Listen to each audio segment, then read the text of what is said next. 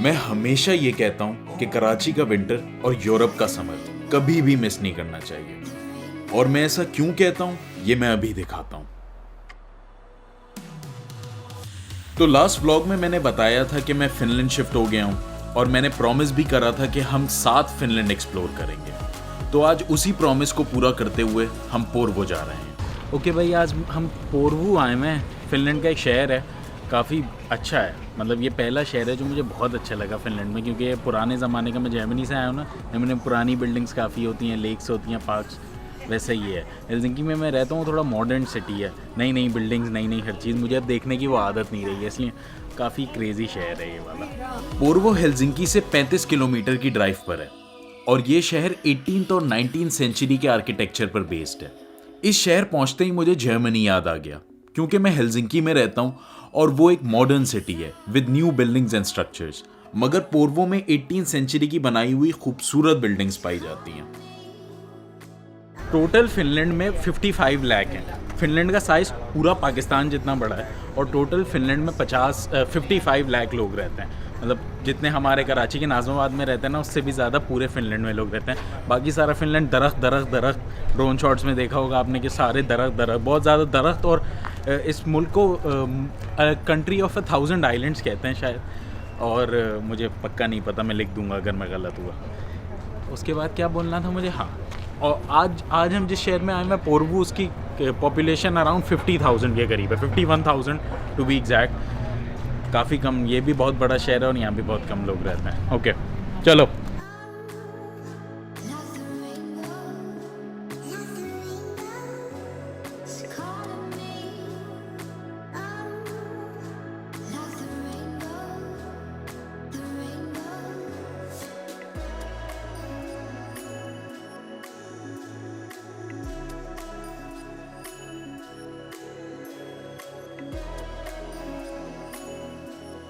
ये शहर 3 चीज़ों की वजह से मशहूर है। एक, इसकी पुरानी 18th और 19th सेंचुरी बिल्डिंग्स। दूसरा, इसका पोर्वून योकी रिवर जो कि पूरे शहर के बीचों बीच से गुजरता है।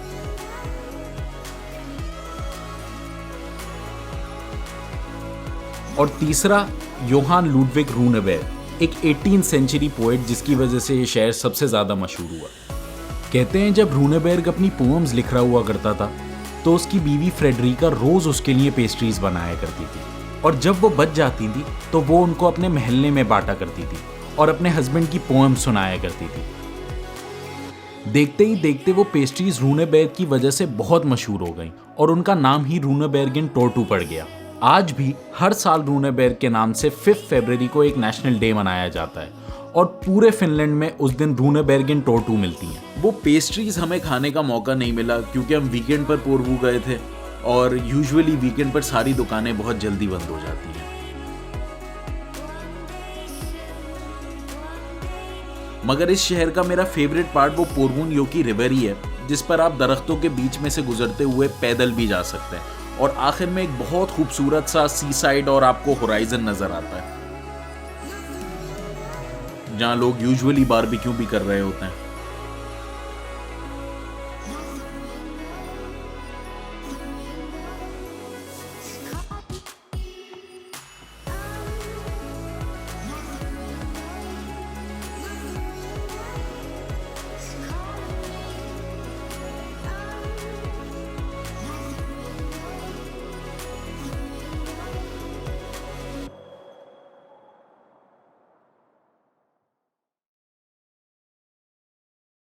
हम लोग पोर्वो वीकेंड पे गए थे, तो शहर घूमने के बाद हम शहर के सेंटर चले गए जहां शहर के लोग जमा होकर यूजुअली समर सेलिब्रेट कर रहे होते हैं।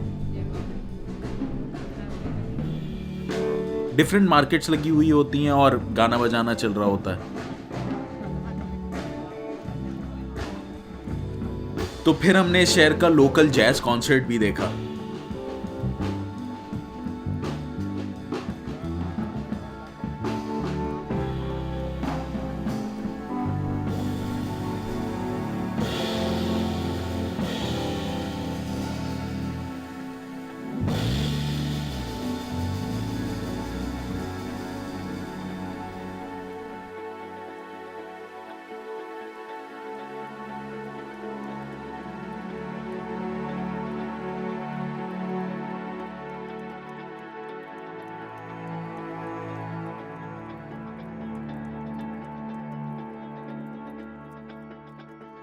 आजकल बहुत सारे लोग मुझसे पूछते हैं कि फिनलैंड के बारे में बेस्ट चीज मुझे क्या लगती है।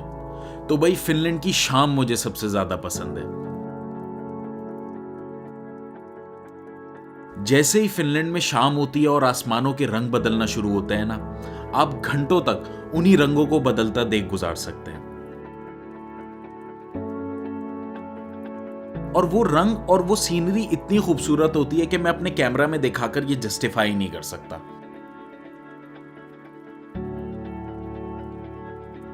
तो इसलिए आई होप कि एक दिन आप लोगों को भी ये सब विटनेस करने का मौका मिले, और जब तक नहीं मिलता तब तक इस वीडियो से ही काम चला लें। और अगर अभी तक आप लोग ये वीडियो देख रहे हैं तो प्लीज सब्सक्राइब।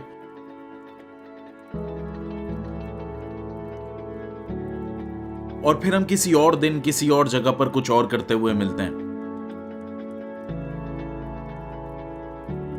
तो फिर आई सपोज आज के लिए इतना ही, फिर कल मिलते हैं ना। Peace out.